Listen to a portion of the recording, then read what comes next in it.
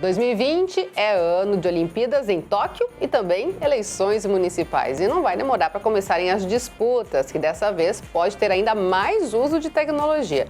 Para bater um papo com a gente sobre as eleições, convidamos o cientista político Thiago Valenciano. Tudo bem, Thiago? Bem-vindo. Tudo bom? Feliz 2020. Obrigada para nós, é isso aí. E a gente já começa o ano de olho nas eleições, né? Porque embora seja mais próximo da gente, é um ano de disputas acirradas.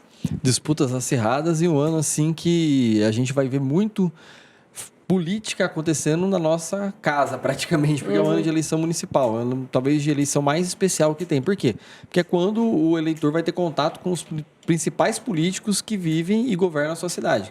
Ou seja, os vereadores, cada cidade tem pelo menos 9 vereadores, e os prefeitos, vice-prefeitos, enfim, agora que a gente vai começar a falar da política aqui do bairro mesmo, mais paroquial, e a partir de então o eleitor precisa ficar mais atento ainda, porque a gente vai estar falando de gente que convive com a gente e que faz as decisões que vai interferir no nosso dia a dia. Agora, tem um prazo para que se fechem coligações, candidatos e tudo mais. Até quando isso vai estar fechado e a população vai saber quem são realmente os candidatos para não ficar naquele lobby, naquele uba-uba? Olha, a população vai saber disso só lá em agosto, só que tem um prazo importante que eu venho batendo nessa tecla, que essa eleição ela tem um diferencial. Na eleição passada para vereador, você tinha a possibilidade de fazer coligações entre partidos. O que é coligação? Juntar um partido com outro e aí você formar uma chapa maior de candidatos de 2 partidos diferentes. Nessa eleição isso não tem mais. Resultado, no dia 4 de abril é o último dia que quem quer disputar a eleição esse ano, seja para vereador, prefeito ou vice, ele tem o prazo final para se filiar. E aí no dia 4 de abril, como você não tem mais coligação, você vai ter praticamente ali um esboço de uma chapa. Você vai saber quem são os pré-candidatos, quem está afiliado em cada partido, para onde foi cada vereador que de repente mudou de partido ou uma liderança importante, como que os pré-candidatos a prefeito já estão se organizando em relação às próprias chapas. Então, quer dizer, esse ano a gente antecipou muito uma decisão que poderia acontecer só lá em agosto. Agora está acontecendo no dia 4 de abril. E este bastidor da política talvez seja o momento mais importante, que o eleitor às vezes não está tão antenado, mas é aí que a eleição começa a ser decidida. Outra coisa super importante é que, é claro, começam as grandes propagandas, não do programa eleitoral, mas do preciso aparecer, ou para me candidatar e me eleger, ou para me reeleger. Ou seja, começa aquela coisa de autopromoção, vamos colocar assim, né? E a população tem que ficar muito de olho nisso, né, Thiago? Assim, Elaine, agora começa esse período de mais autopromoção ainda, porque a gente tem 2 diferenciais nessa campanha para vereador e para prefeito. A possibilidade de você impulsionar conteúdos nas redes sociais, o que é isso? O político pode pagar para poder aparecer mais e aparecer para mais gente distinta, e também a gente está valorizando mais a questão da pré-campanha. Hoje se fala muito em fazer uma pré-campanha muito maior e uma campanha menor. A campanha que era de 90 dias até as eleições de 2016, agora ela caiu para até 14, perdão, ela caiu para 45 dias. Então você tem uma campanha mais enxuta, menorzinha, uma campanha em que você precisa concentrar somente aqueles votos que você já imagina que vai ter. Resultado disso é que você tem uma pré-campanha maior. E a própria legislação eleitoral permitiu isso, que você tivesse uma pré-campanha maior, que você pudesse divulgar as suas propostas, aparecer mais, e agora é a época que todo mundo vai começar a aparecer. Até brinquei esses dias falando o seguinte, que quem estava escondido lá atrás do muro, a partir dessa semana já começou a aparecer. Você escreveu até um livro sobre isso, falando do uso aí de redes sociais, do WhatsApp em campanhas eleitorais, né? Você acredita que por conta justamente dessa pré-campanha, isso vai trazer mudanças e talvez até novas polaridades, ainda que sejam eleições municipais, dentro desse âmbito de redes sociais? É possível que aconteça sim. Nos municípios pequenos a gente já vê um pouco disso. É o nós contra eles, é a situação contra a oposição, é o grupo A contra B, e isso é capaz que aconteça também em cidades maiores. Essa tendência de saber quem é direita, quem é esquerda, parece que é uma discussão que não está presente aqui no dia a dia do município, mas o eleitor está muito antenado no noticiário nacional.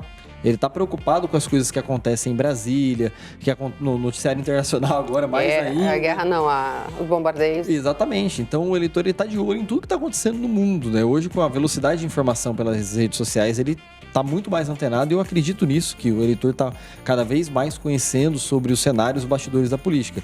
Portanto, é capaz que isso aconteça sim, que a gente tenha uma disputa eleitoral acirrada no âmbito direita versus esquerda versus centro, disputas ideológicas muito fortes. Se você apoiou ou não apoiou tal candidato à presidência na eleição passada, isso pode pesar. Se você é do partido tal ou tal, isso começou a estar mais presente na questão e no debate político do brasileiro ultimamente.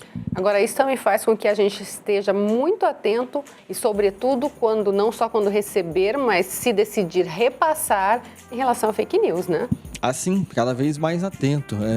Infelizmente, na internet a gente pode escolher aquilo que a gente quer ver.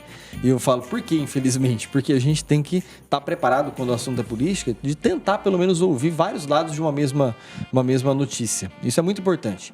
Às vezes a gente fala, eu gosto muito de ouvir fulano de tal comentando sobre tal assunto. Tá, mas você não vê outra pessoa falando do mesmo assunto de uma maneira diferente? Não. E aí você fica alienado, achando que só aquela opinião é verdadeira. Então é importante a gente tentar ponderar a balança para os dois lados. Por mais que eu não goste de uma outra questão política, ou que eu não goste do candidato tal, ouça o que ele tem para falar. Pelo menos você vai ter argumento para contrapor ele, mas você também vai ter uma formação muito importante, até pedagógica, politicamente falando, para saber entender como que está a questão política no seu município. E ter mais subsídios também para tomar uma decisão, né? Porque é bom conhecer tudo para que você possa escolher um aí, ou dois que seja, né? Até mesmo aquele que já se escolheu hoje, eu pretendo votar no candidato tal hoje em janeiro. Já sei quem eu vou votar. Pô, legal, tudo bem. Mas é até bom que você conheça outras questões relacionadas à política, porque aí vai facilitar se o seu voto está consolidado mesmo ou não, e você vai falar, não, de fato, tenho certeza que é este candidato que eu quero, ou preciso buscar outra vertente. Pelo que você tem percebido, dá já para ter uma ideia, ou pelos bastidores, de quantos candidatos a prefeito, uma ideia média, mas é mais difícil aí sobre o número de candidatos a vereadores? É tudo muito abstrato ainda? Bastante abstrato, mas eu imagino assim que talvez a gente tenha um recorde de candidatos a prefeito em cidades maiores. No caso de Maringá, que a gente fala que da Unicesumar em Maringá, capaz que a gente tenha mais de 10 candidatos a prefeito nessa eleição. Por quê? O candidato a prefeito é um chamariz para tentar eleger vereador, porque você não tem mais a coligação. E também a tendência é que você diminua a quantidade de candidatos a vereadores. Eu estou pelo menos apostando um pouco nisso, porque, em primeiro lugar, tá difícil achar candidato a vereador, tá muito difícil quem quer disputar a eleição, por conta de tudo que está envolvendo a política ultimamente. E, em segundo lugar, com a questão do fundo eleitoral, muita gente abominando a questão do uso do fundão eleitoral nas campanhas esse ano, ninguém tem dinheiro para fazer campanha. Então tá complicado. É uma coisa cara, né? É uma coisa cara, uma coisa que despende tempo e dinheiro.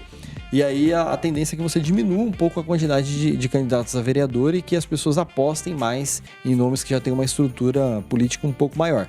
Mas certamente para prefeito nas cidades médias e maiores do Brasil, recorde total esse ano. Na sua opinião agora como cientista político, essa é uma boa opção, ou seja, quanto mais melhor para as pessoas poderem escolher, ou isso pode dispersar e até fazer com que as pessoas, às vezes, não foquem naquilo que realmente é necessário? Eu acho que é um momento complicado que a gente está passando, mas necessário. É importante ter vários candidatos, porque a tendência é que no Brasil diminua a quantidade de partidos políticos. Já caíram 5 da eleição passada para agora. Tem muito, né, Thiago? Tem muito, e até 2030, efetivamente, a gente vai ter 15 partidos no máximo no Brasil operando. Então já melhorou muito. Então talvez a gente vai ter que sofrer um pouco agora com muitos candidatos, que por um lado pode ser ruim, mas por outro é bom também, porque aí de fato a gente vê qual partido tem condição de estruturar uma chapa, de ter candidato, de aparecer, de organizar uma eleição, que também é outra questão difícil. Por trás de tudo aquilo que aparece na televisão e na internet, o eleitor às vezes não enxerga, mas tem um baita trabalho. É advogado trabalhando, é a justiça eleitoral trabalhando bastante esse ano, profissional da imprensa, profissional do marketing, profissional da política. Tem muita gente envolvida no processo eleitoral. Portanto, é bom a gente ter candidatos que estão estruturados para que a gente não tenha aventureiros ou figurões aí que só saíram para poder jogar o nome na questão política. Porque candidatar é fácil, difícil administrar depois, né? Mais difícil ainda. A maior dificuldade é administrar um município. Se a gente pudesse dar, pelo menos a gente já deu uma, mas mais 2 dicas importantes para o eleitor, o que você diria? eu diria para ele o seguinte, que ele comece a pesquisar pelo menos o cenário político do seu município. Dê uma olhada na internet, avalie site, já tem várias e várias matérias falando de pré-candidatos. Comece a seguir os perfis desses candidatos na internet. Acompanhar você... a sessão na Câmara? Sim, né? também entender um pouco ali o papel do vereador, conhecer.